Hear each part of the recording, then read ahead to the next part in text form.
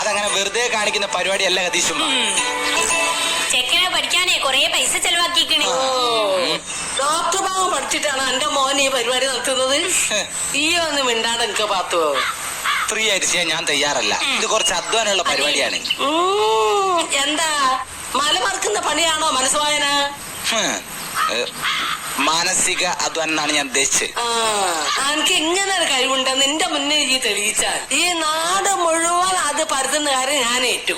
അല്ലെങ്കിലും ഞാനൊരു ആകാശവാണിയാണെന്ന് എല്ലാരും പറയും. അത് സത്യ. നിങ്ങളെ മുന്നിൽ തെളിയിച്ചില്ലെങ്കിലോ? അപ്പൊ എനിക്ക് ഉണ്ട് എന്ന് പറയുന്ന സിദ്ധി വെറും കളവാണെന്ന് ഞാൻ പറഞ്ഞു വരുത്തും. ഏതാ എനിക്ക് വേണ്ടേ? ഓ, ഈ കതീസുമ്മേനെ കൊണ്ട് വല്ലാത്തൊരു തൊന്തരുവാണല്ലോ. ശരി, എനിക്ക് ഫ്രീ ആയിട്ട് കുറച്ച് നല്ല പബ്ലിസിറ്റി കിട്ടുന്നല്ലേ. അത് ഞാനായിട്ട് വേണ്ടാന്ന് വെക്കുന്നില്ല. ഞാനേ ജസ്റ്റ് ഒന്ന് പ്രൊമോട്ട് ചെയ്ത് കാണിച്ചു തരാം. കതീശുമ്മ കൊണ്ട് വരൂ. നടന്നോ? നിന്റെ മനസ്സിലൊരു പൂതിയുണ്ട്. പൂതി അതെന്താണെന്ന് ഈ പറയണം. എന്റെ കണ്ണുകളിലേക്ക് നോക്കണം. അല്ല ഇമവെട്ടം പാടുണ്ടോ?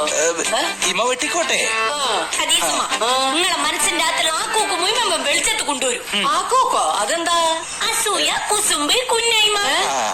പാത്തോ, നിന്റെ മനസ്സ് ഇപ്പൊ പെറ്റിട്ട കുട്ടികളെ മാതിരി നിഷ്കളങ്കമായ രോഗി സംസാരിക്കാൻ പാടില്ല, മനസ്സിലായില്ലേ?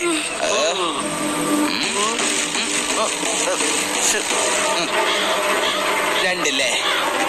2 പവന്റെ ഒരു മാല കതീശുമ്മക്ക് കത്തിലിടണം. അതല്ല ആഗ്രഹം?